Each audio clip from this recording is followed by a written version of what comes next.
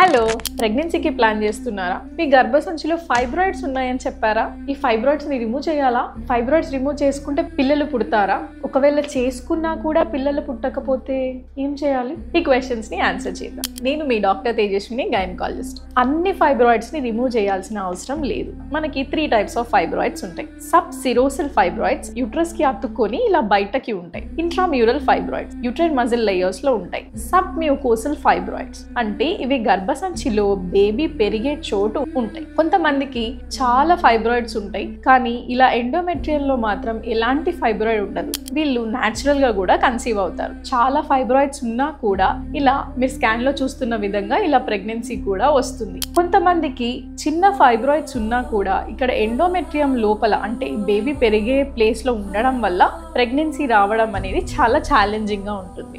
ఒకవేళ గర్భసంచి లోపల ఫైబ్రాయిడ్స్ ఉన్న వాళ్ళకి హిస్ట్రోస్కోపీ ద్వారా ఈ ఫైబ్రాయిడ్ ని రిమూవ్ చేయొచ్చు. కొన్నిసార్లు ఇలా బయట చాలా పెద్ద ఫైబ్రాయిడ్స్ ఉండి అవి ఎండోమెట్రియం ని అంటే బేబీ పెరిగే ప్లేస్ ని చాలా చిన్నగా చేయడం వల్ల కూడా మనం ఈ ఇంట్రామ్యూరల్ ఫైబ్రాయిడ్స్ ని రిమూవ్ చేస్తాం. ఈ ప్రొసీజర్స్ లాప్రోస్కోపిక్ మయోమెక్టమీ అంటాం. ఈ పేషెంట్స్ కి రికవరీ చాలా ఫాస్ట్ గా ఉంటుంది. ప్రెగ్నెన్సీ వచ్చి పిల్లలు పుట్టే అవకాశం కూడా సర్జరీ తర్వాత చాలా పెరుగుతుంది. So once laparoscopic or hysteroscopic myomectomy అయిన తర్వాత 2 to 3 months తర్వాత ప్రెగ్నెన్సీకి ప్లాన్ చేయొచ్చు. So don't worry, everything has a solution. Okay, thank you.